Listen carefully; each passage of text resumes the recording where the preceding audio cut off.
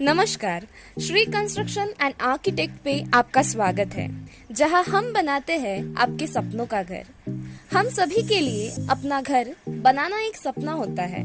घर बनाते समय हम एक एक दीवार, छत, bedroom, hall, kitchen, drawing room आदि को बड़े शिद्दत से बनवाते हैं, परंतु घर का एक हिस्सा जिसमें सबसे कम समय बिताने के बावजूद हमें बहुत सी चीजों का ध्यान रखना चाहिए, या यूं कहे कि बहुत से लोग अपने घर में बाथरूम बनवाते समय कुछ गलतियां करते हैं।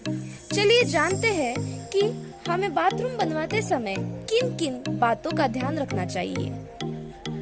बाथरूम दो प्रकार के होते हैं, एक कंबाइन यानी अटैच और दूसरा सेपरेट। कंबाइन में टॉयलेट और बाथरूम एक साथ होते हैं और सेपरेट में टॉयलेट और बाथरूम अलग अलग होते हैं। दोनों के अपने अपने फायदे और नुकसान हैं। जब आप सेपरेट बाथरूम और टॉयलेट बनवाते हैं तो उसके फायदे यह है कि अगर कोई टॉयलेट इस्तेमाल कर रहा है और किसी को नहाना हो तो उस वक्त दोनों भी काम एक साथ किए जा सकते हैं।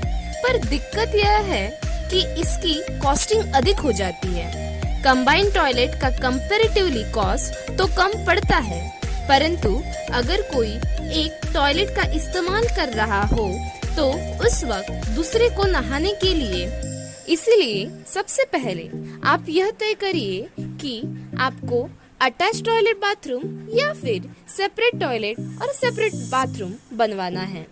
टॉयलेट का साइज कम से कम 4 फीट बाई 5 फीट से कम नहीं होना चाहिए, और अगर आप अटैच टॉयलेट बाथरूम बनवाना चाहते हैं तो मिनिमम 5 फीट बाई 7 फीट लंबाई और चौड़ाई रखनी चाहिए, जिसमें आप सही से नहा सके, कपड़े धो सके और टॉयलेट इस्तेमाल कर सके।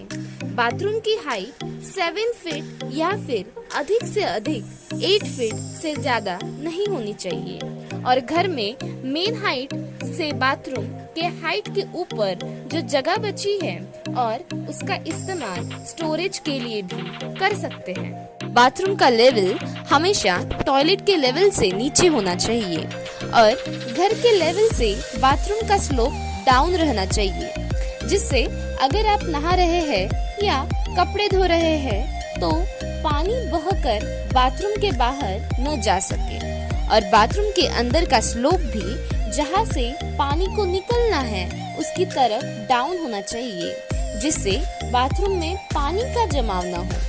कई लोगों के मन में यह प्रश्न रहता है कि सेप्टिक टैंक के ऊपर बाथरूम या फिर टॉयलेट बनवाया जा सकता है। जी हाँ, अगर आपके पास जगह की कमी हो तो आप सेप्टिक टैंक के आधे हिस्से पर टॉयलेट बनवा सकते हैं, और ध्यान रहे कि सेप्टिक के आधे हिस्से को फ्री रखा जाए, जिससे कुछ सालों के बाद जब आपको सफाई करनी हो तो खुले छोड़े हुए जगह से टैंक के मेन हॉल को ओपन करके सफाई की जा सके। और अगर आपके पास पर्याप्त जगह हो तो सेप्टिक टैंक के अलग ही बनवाएं, जिससे उसकी बदबू घर के बाकी हिस्से में ना फैले। बाथरूम बनवाते समय वेंटिलेशन का पूरा ध्यान रखें, जिससे सूर्य की रोशनी बाथरूम तक पहुंच सके और बाथरूम मॉइस्चर फ्री हो सके, और वेंटिलेशन सही होने के कारण हवा आ जा सके, जिससे बाथरूम की बदबू घर के अंदर नहीं आएगी। बाथरूम के दीवारों पर कम से कम 70 to 72 इंच ऊंचाई एवं दीवार में 3 इंच बाहर तक वॉल प्रूफिंग अवश्य करवाएं, जिससे बाकी कमरों के दीवारों पर सीलिंग की समस्या न उत्पन्न हो। बाथरूम के फ्लोर में हमेशा एंटी स्लिप टाइल्स ही लगवाएं, जिससे फर्श गीला रहने पर फिसलन की समस्या न हो। बाथरूम का दरवाजा अगर आप लकड़ी का बनवा रहे हो तो उस पर पीवीसी शीट अवश्य लगवाएं, जिससे पानी पड़ने पर दरवाजे की लकड़ी खराब न हो।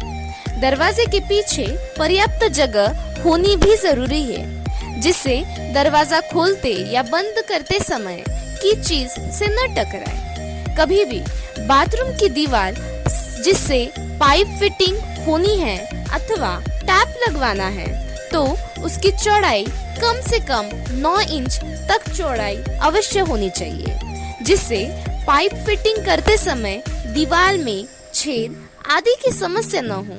इस दीवार में आप कितनी भी हेवी गीजर फिक्स कर सकते हैं।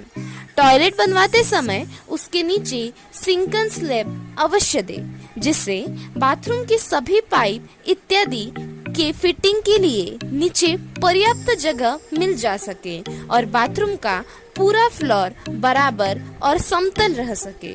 धन्यवाद। वीडियो पसंद आए तो लाइक, शेयर एंड सब्सक्राइब जरूर कीजिए।